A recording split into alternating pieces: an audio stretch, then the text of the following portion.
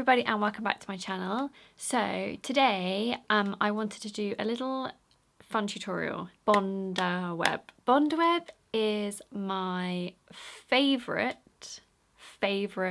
sewing tool. Well, is it a tool? It is a tool. My favourite sewing trick? Tool? Anyway, whatever it is under.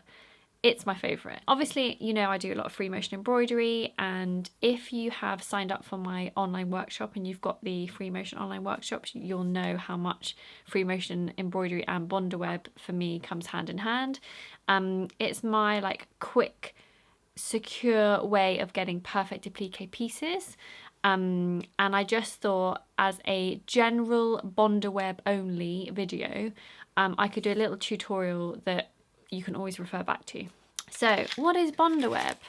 Bondaweb is actually the brand of Visaline heat and bond paper. There are other brands, I can't remember what they're called, but they're either called like heat and bond, heat and stick, iron-on transfer paper, do you know what I mean? Not transfer paper because that's different. Bonding, glue, paper to fabric. But Bondaweb is the Visaline brand, and this video isn't sponsored by them at all, but the Visaline brand of Bondaweb is the best. I've tried so many different types, and this one is not only really good quality, but the glue is a spray glue onto the paper. So a lot of them have like gaps in them, and when you're like me and you do a lot of really fine, tiny applique piecework, if it's got gaps, if the glue doesn't go right to the edge, that bit then doesn't stick, and it's the most annoying thing ever. Whereas the Bondaweb branded version is like a spray glue. The glue and the stick is consistent throughout the whole thing. So I definitely recommend it. I have this on my website. I'll put links to my online workshop and my the Bondaweb that I have on my website below, just in case you want to get some. Now, my first thing, if you buy Bondaweb, if you buy it from me, you will receive it folded. Now, I try and fold it the least amount of times, depending on how much you've got. But when you've got it and you unpack it, please, please, please roll it and keep it rolled. Don't keep it folded.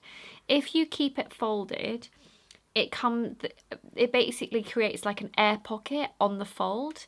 And the glue starts to come away from the transfer paper, the paper backing. And basically, after a while, you'll get this. I'm actually using this piece for the demonstration, but the glue comes away from the paper. So just as a point of reference, this is the glue and this is the paper. And what happens is it basically comes off the transfer paper and it makes it really tricky to use. But it's quite interesting. That is what I mean by spray glue. I don't know if you can see that clearly enough.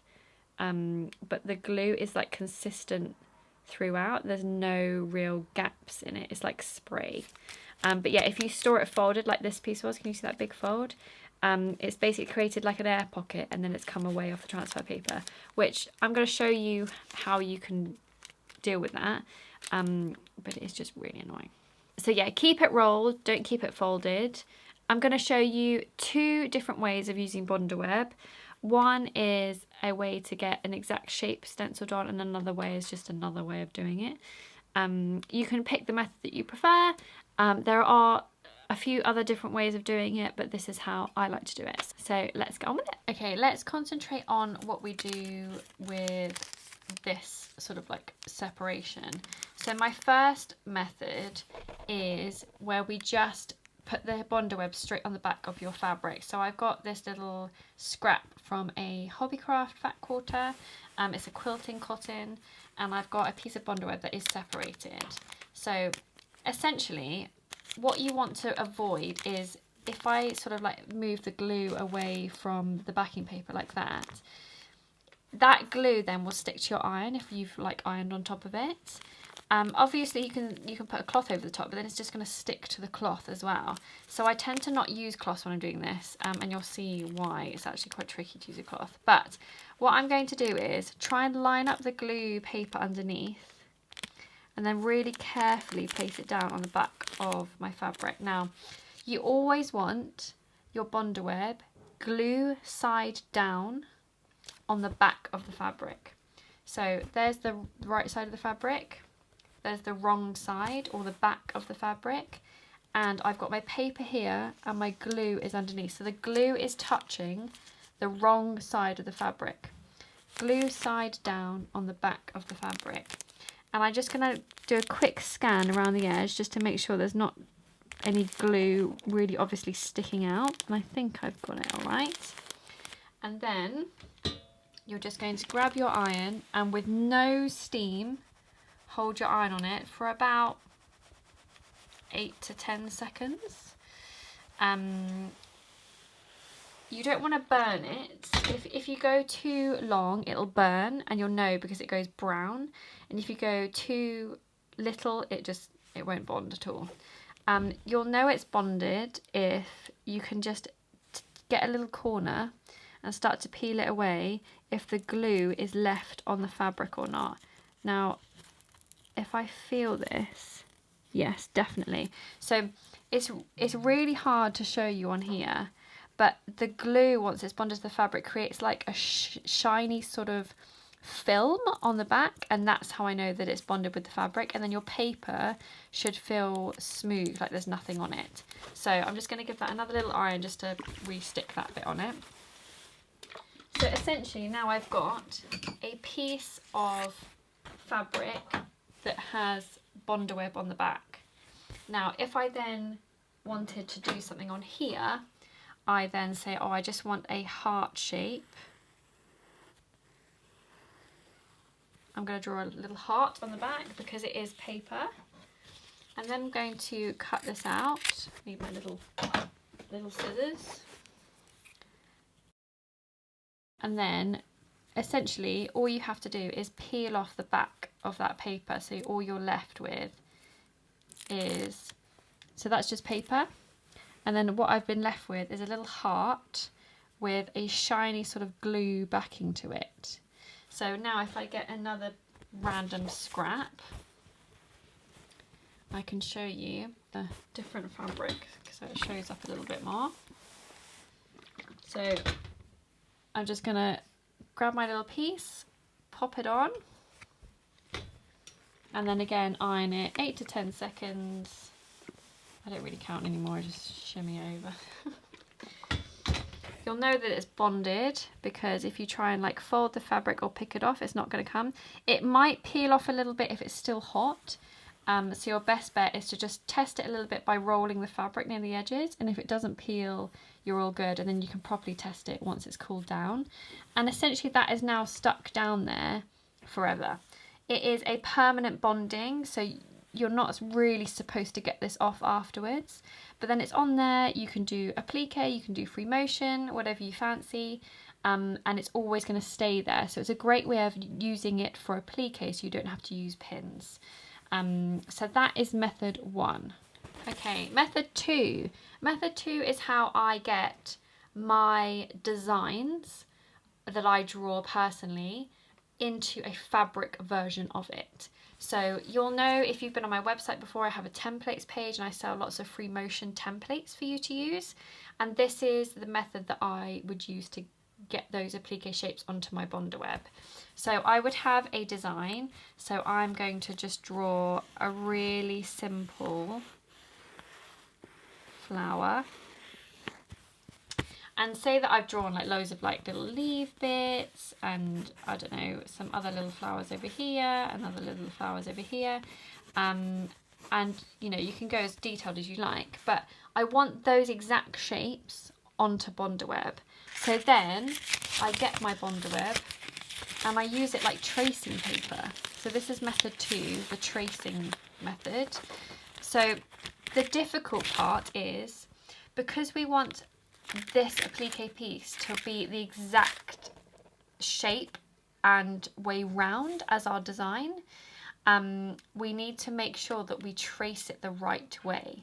So for the tracing part, you actually want to trace it glue side up. So I'm just going to loosely trace it on the rough side, on the glue side. Now that might seem really counterintuitive, but we just need to make sure that we have it the right way around. This is particularly important when you're doing lettering and things like that, because if you do it backwards, obviously it's going to be really obvious. So if I lift that up, you can see a rough shape there of where I've traced onto the glue.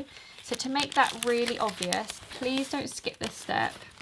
Flip it upside down and then retrace it on the paper side. Don't skip this step because it will save you a lot of ag later on trying to find the lines. So now it's really clear and it's on the back, but I know that this is the exact right way around. So I can now loosely cut around that, so I've got it on my own on its own because I don't want to waste the rest of this Bondaweb on the fabric. And then I'm going to grab my piece of fabric that I want. Again, I've got wrong side up, glue side down on the back. So glue side down on the back of the fabric. I'm going to iron this. Again, 8 to 10 seconds. Every brand has a different time on it, but 8 to 10 seconds is normally the right one. That probably wasn't even 8 to 10 seconds, but I just know my iron's quite hot. Once you've done it a few times, you'll know. Loosely cut around that again because I just find it easier, and then I can use the rest of the scrap for something else. And now again I have a bonded piece of Bondaweb on the back of my fabric, and now I can cut this out from the Bondaweb and the fabric. Okay, so now again I have a little piece that's got bonded glue on the back. So again, I'm just going to peel the paper off, make sure that I've got my shiny glue on the fabric before I rip the rest of it off. And again, get my piece of fabric, place that where I want it, and also just to check, here's my original design and here is the piece on top. So just to show you that it fits like an absolute puzzle piece. Obviously I've missed a few bits where I've just cut it out, but essentially it is the same. And I'm just going to put it on my fabric. Again, no steam, little iron, 8 to 10 seconds. Sorry about my wobbly ironing board. And there we have it, another permanently glued down fabric shape on my backing fabric. Okay, so there we have it. That's how I use Bondaweb. There's 2 different methods for you of how to use it. I promise you, once you get the hang of it and you get it the right way round, it's dreamy and you'll probably never look back. My last little tip for you of this video: you've messed up, you put it the wrong way round, you've got glue on your iron. Don't panic. Don't do anything drastic. Get a scrap piece of fabric or a cloth, even if it doesn't have to be a damp cloth, but it can be just a scrap piece of fabric. Put it on your ironing board and just rub your iron up and down the fabric, and with the iron and the glue still hot, it will just wipe all the glue and like basically burn it off onto the scrap piece of fabric and off of your iron. It happened all the time in the sewing school, and I used to say to people, do not worry about it. It will come off. It's not the end of the world. The other thing I will say is, you'll probably notice the state of my ironing board. That is because it has been used in lots of different workshops where I've taken it over the years, and it has just got burnt Bondaweb bits all over it. So make sure you get a really decent but cheap ironing board cover to cover up your normal ironing board, so that you can take it off when you're actually ironing your clothes, because you don't want that gluey stuff all over it. If not, just put a cloth down, but I tend to find that just putting an ironing board cover on it just is easier, it doesn't move, blah blah blah blah blah. So that is my last tip for you for when it does go wrong, because it will occasionally, but it's fine. You don't have to tell anyone. So yeah, I really hope you found that useful. Give this video a thumbs up if you did. Like I said, all the links for anything I mentioned is down in the description.